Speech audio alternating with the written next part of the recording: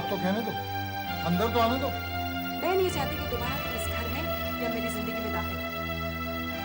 तुम मेरी जिंदगी से बहुत दूर जा चुके हो। दोबारा इसमें दाखिल होने की कोशिश मत करना। Now please go away. मैं किसी की जिंदगी में दाखिल होना भी नहीं चाहता, लेकिन कम से कम तुम्हारी जिंदगी पर मेरा कुछ तो हक है ही। तुम्हारा हक? किस मुंह से हक की बात कर रहे हो तुम?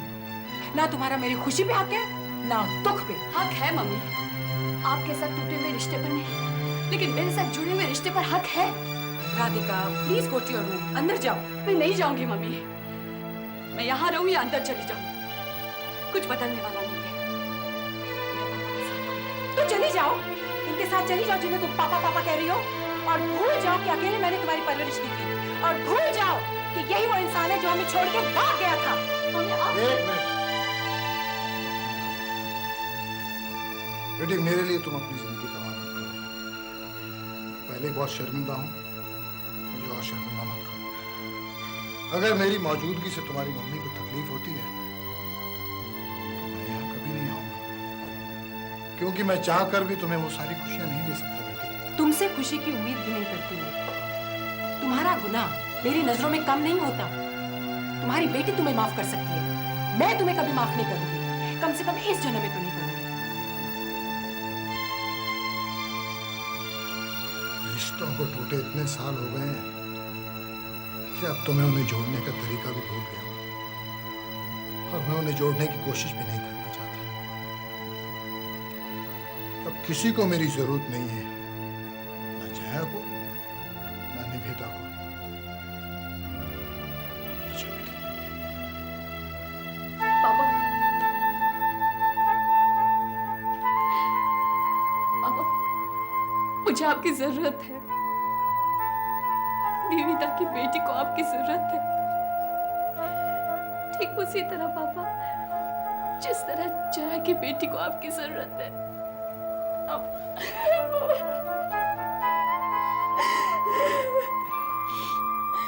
रवि, बेटी को कोई प्रॉब्लम हो तो वो बाप के पास नहीं जाएगी तो किसके पास जाएगी?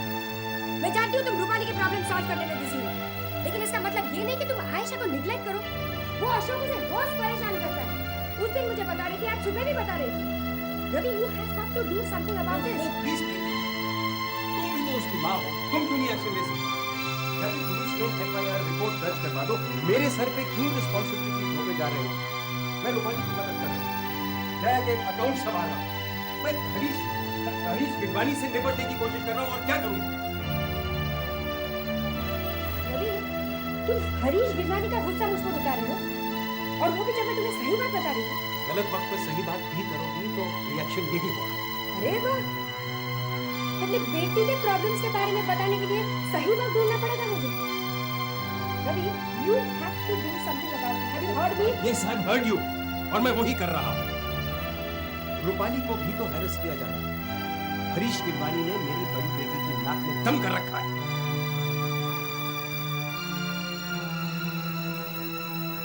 ये अजीब सिचुएशन है। मेरी दोनों बेटियों को तंग किया जा रहा है। वहाँ रूपाली को वो हरीश गिरवानी हैरेस कर रहा है, यहाँ आयशा को वो अशोक हैरेस कर रहा है। बट अभी मुझे कुछ नहीं मालूम, इसके बारे में तुम्हें कुछ करना पड़ेगा, मैं कुछ नहीं कर सकती। देखो, मैं प्रॉब्लम समझ रहा हूँ, मेरी तुमसे सिर्फ इतनी रिक्वेस्ट है कि मुझे जरा सा वक्त दो। इस वक्त मेरे लिए सबसे इंपॉर्टेंट ये है, प्लीज ट्राई टू अंडरस्टैंड।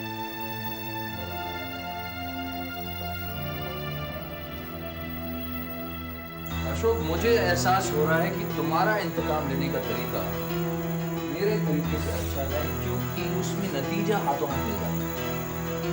अगर दुश्मन पर गोली चलाई जाए तो उसी वक्त पता चल जाता है कि वो बच गया या मर गया। मेरी दिमागी चालें हैं कभी कभी उल्टी पड़ जाती। चलो अच्छा है, मेरा दोस्त है, लेकिन बिल्कुल सही वक्त पर है। आज मैं तुम्हें अपने एक प्रयास बताऊं जो इंतकाम की आग में साथ देगा और शायद तुम्हारा लगेगा। इसकी बात कर, यानी कि खुदराना जो कि साहब चुकाता है पुराना। आइए आइए पुराना साहब, बहुत धन्यवाद। No, no, no, no. Long life नहीं कहो Ashok, think of the devil कहो। ये मुहावरा मुझ पर ज्यादा सूट करता है, क्योंकि अपनी बाकी की उम्र मैंने शैतान के नाम ली। क्या बात कही है सर आपने? खुशी हुई इस नाचीज को हरीश गिर गिरवानी कहते हैं, यही ना? आपकी तारीफ अशोक करता है, और मुझे मालूम है आप दिमाग की लड़ाई में ज्यादा यकीन करते हैं, और मेरा तजुर्बा भी यही कहता है, दिमाग की लड़ाई में ज्यादा फायदा। आप हरीश की तारीफ करते हुए मेरे अगेंस्ट बोल रहे हैं राणा साहब। नो अशोक, मैं किसी की तरफ से नहीं बोल रहा हूँ, मैं आप दोनों के साथ हूँ। मेरी रंजिश के निशाने पर जो लोग हैं वही आपकी इंतकाम की हद में है। यानी कि नैयर खानदान का बुरा वरना है। यहाँ बैठे बैठे तो नहीं आएगा, ये बुरे वक्त को बुलाना पड़ेगा हमें, और इसलिए मैंने ये फैसला कर लिया है कि अब मेरी रंजिश और भी खुलकर पेश आएगी। मैं अब कभी इस लड़ाई नहीं करूंगा। वो मेरे चेहरे को पहचानते हैं, मेरे इरादों से वाकिफ हैं, और इसलिए मुझे नकाब पहने रखने की जरूरत क्या है? तुम्हें जरूरत महसूस नहीं हो रही होगी नकाब पहने रखने की, लेकिन मेरे लिए बहुत जरूरी है कि मैं नकाब पहने रखूं। क्यों? क्योंकि मेरा चेहरा अभी तक खुलकर सामने नहीं आया है। हाँ, मेरे इरादों से पर्दा जरूर हटने लगा, लेकिन मुश्किल है। हरीश, चोट करने का मजा तभी है जब लोहा गर्म हो, वरना चोट करने का कोई फायदा नहीं होता। क्यों अशोक? बिल्कुल पुराना साहब, मैं भी हरीश को यही समझा रहा हूँ। रंजिश को इतना भी मत सड़ाओ मेरे दोस्त कि उसमें से नाम और दान की कीमत तुम मत करो, वरना लोग तुम्हारी तरफ उंगली उठाएंगे और कहेंगे ये शख्स कुछ नहीं कर सकता। नहीं अशोक, तुम मुझे उकसा नहीं सकते। वक्त से पहले मैं अपनी चाल नहीं चलूंगा। हाँ, तुम्हें पूरी आजादी है, जब तुम चाहो किसी भी तरह अपने इंतकाम ले सकते हो। शर्त यह है कि हर बात की खबर मुझे मिलनी चाहिए।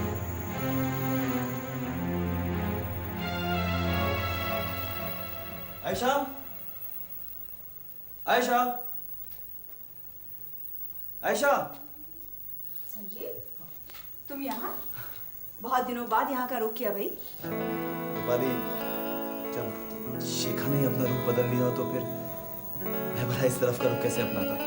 अब वैसे कोई खबर है उसकी?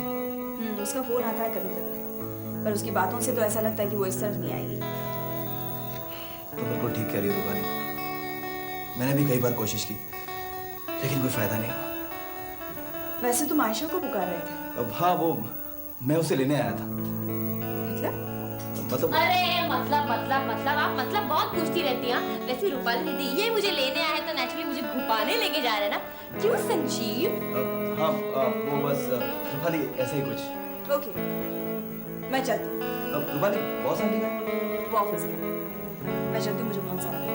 Bye bye bye. क्या तुम वाकई मुझे घुमाने लेके जा रहे हो?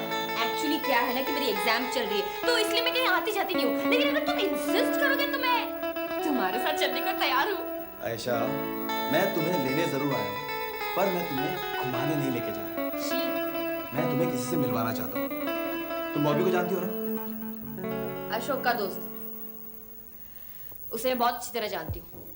वैसे उसने कई बार मुझे अशोक की चालों से आगाह किया। क्यों, उसे क्या हुआ है? नहीं, उसे कुछ हुआ नहीं है। वो बॉबी आजकल अक्सर मुझसे मिलता रहता है, लेकिन उसने अशोक से अपनी दोस्ती तोड़ी नहीं है। वो अशोक की चालों के बारे में मुझे इन्फॉर्म करता रहता है। तो मैंने सोचा कि एक बार तुम या रूपाली भी उससे मिल लेते तो। मुझे भी उससे मिलना है। मुझे उसे बताना है कि अशोक ने मुझे कितना परेशान करके रखा है। कम मेरा पीछा ही नहीं छोड़ता। पता है, मैंने उससे फ्रेंडशिप का नाटक भी किया, लेकिन फिर भी मेरे पीछे पड़ा रहता है। और तो और उस दिन तो उसने आयशा, आयशा, आयशा, बस। अब चले, बाकी की सारी बातें बॉबी के सामने कर लेना। चलो। लेकिन ऐसे क्यों? इसमें क्या प्रॉब्लम है? प्रॉब्लम कोई नहीं है, एक्चुअली प्रॉब्लम कोई नहीं, लेकिन डबल डेट पे जा रही हूँ ना। आयशा, संजीव, या ओके।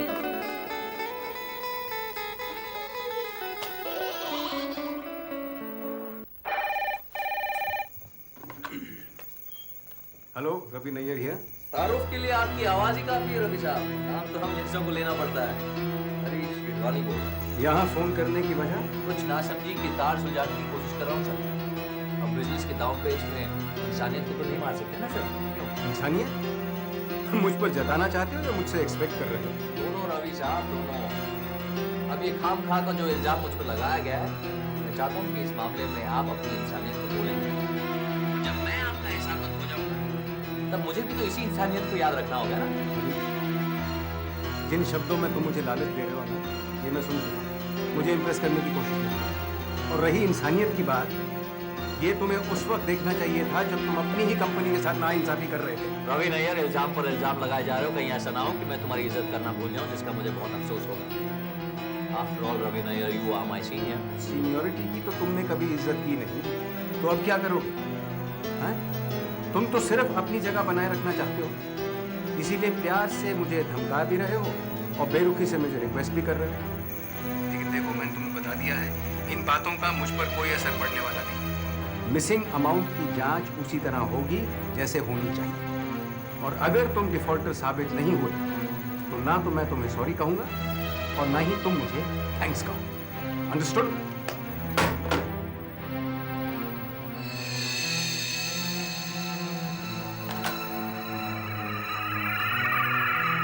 सॉरी तो तुम अपने आप से कहोगे रवि नैयर, थैंक्स मैं अपने आप को दूंगा, अपनी चालों को दूंगा, अपनी रंजिश को दूंगा। Just you wait Ravi Nayyar.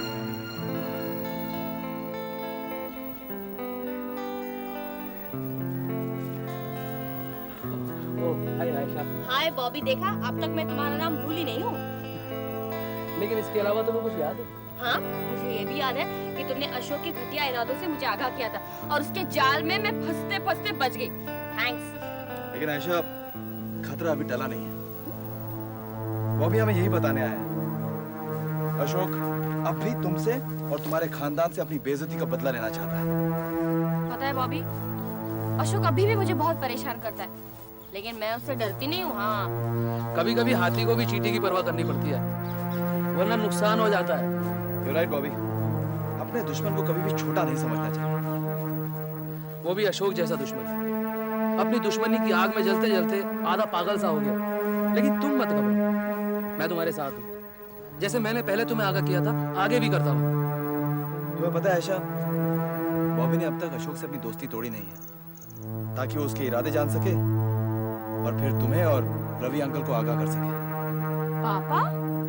लेकिन पापा का वो कैसे नुकसान पहुंचा सकता है? हरीश गिडवानी के जरिए वो भी अशोक से हाथ मिला चुका है। बी केयरफुल आयशा, हमारे दुश्मनों की तादाद बढ़ रही है, तुम्हें होशियार रहना होगा। वैसे संजीत तुम्हारे साथ ओपनली रहेगा, मैं नहीं, लेकिन मैं तुम्हें समय समय पर इंफॉर्मेशन देता हूँ। थैंक्स बॉबी, वैसे भी तुम बहुत बड़ी रिस्क उठा रहे हो मेरे लिए। मैं तुम्हारा एहसान जिंदगी भर नहीं भूलूंगी। It's okay, it's okay. अब मैं चलता हूँ, अशोक का कोई भरोसा नहीं है, कभी भी कहीं से आ सकता है। Okay, bye bye Bobby. लेकिन मुझे एक बात समझ में नहीं आ रही, ये खामखा मेरे लिए इतना बड़ा रिस्क क्यों उठा रहा है? खामखा? मैडम आयशा, आजकल खामखा कोई किसी के लिए कुछ नहीं करता, समझी? नहीं। Not surprising. ये तो अच्छा नहीं समझी, वरना एक दो सवाल और पूछ लेती। चलो चलो।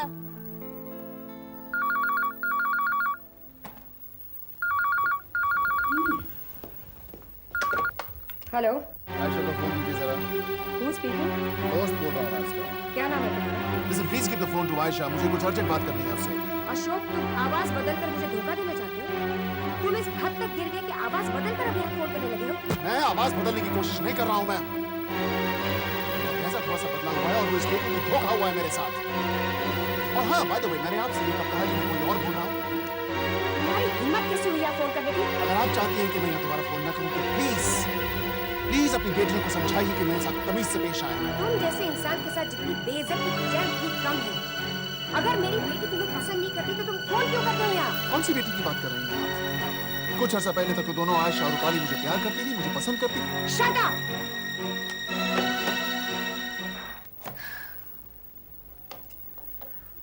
मैंने अपने आप से एक वादा किया था और काफी वक्त तक मैंने ये वादा निभाया है।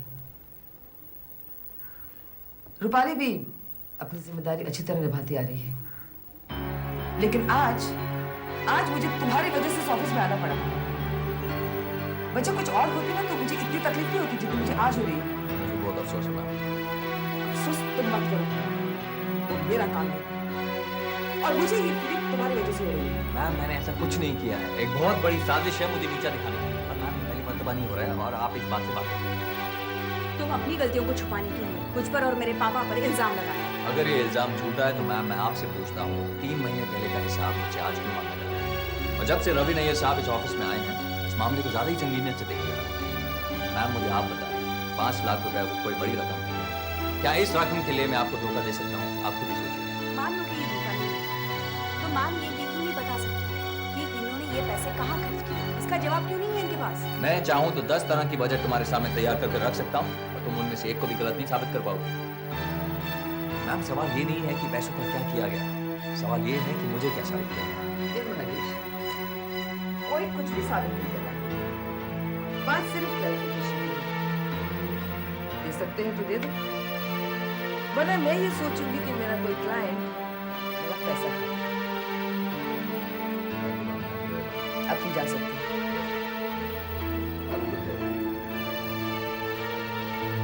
बुआ, आपने उसे इतनी आसानी रूपाली, उससे इत्मीनान होने दो कि मैं उसके अगेंस्ट कोई एक्शन नहीं लूंगी। तब तक तुम सारे सबूत इकट्ठा करो। अंडरस्टैंड? यस बुआ। जया, ये रहा तुम्हारा रास्ता। What do you mean? तुम रूपाली को अपनी जायदाद का हिस्सेदार बनाना चाहती हो ताकि उसकी इज्जत बरकरार रहे, लेकिन मेरी राय में तुम उसे जायदाद मत दो, तुम उसे पावर ऑफ अटर्नी दो, जिससे वो कंपनी की मालकिन भी रहेगी और तुम्हें भी हिस्सेदार नहीं बनना होगा। Oh God, Vikram, you only think like a lawyer. तुम सिर्फ एक वकील की तरह सोचते हो। तुम मुझे कॉम्प्लीमेंट दे रही हो या मेरी बुराई कर रही हो? दोनों है।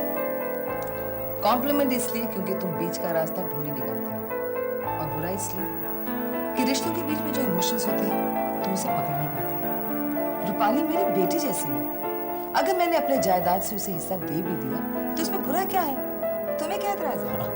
मुझे कोई एतराज नहीं है, दौलत तुम्हारी है, फैसले भी तुम्हारे हैं, लेकिन मैं तुम्हारा लॉयर हूँ, एक लीगल रिश्ता भी है, इसीलिए मैं तुम्हें जो भी सलाह दूंगा तुम्हारी भलाई के लिए दूंगा। आज तुम्हारा मकसद है उसे हक देना, और ये मकसद पावर ऑफ अटर्नी देने से पूरा हो जाएगा। I guess your right Vikram, वैसे हमारा प्रॉब्लम तो सॉल्व हो गया है, लेकिन मैं चाहती हूँ कि पेपर पे साइन करने से पहले तुम रूपाली को सब कुछ क्लियरली बता दो, नहीं तो वो जिंदगी भर मेरी तरह कंफ्यूज रहेगी।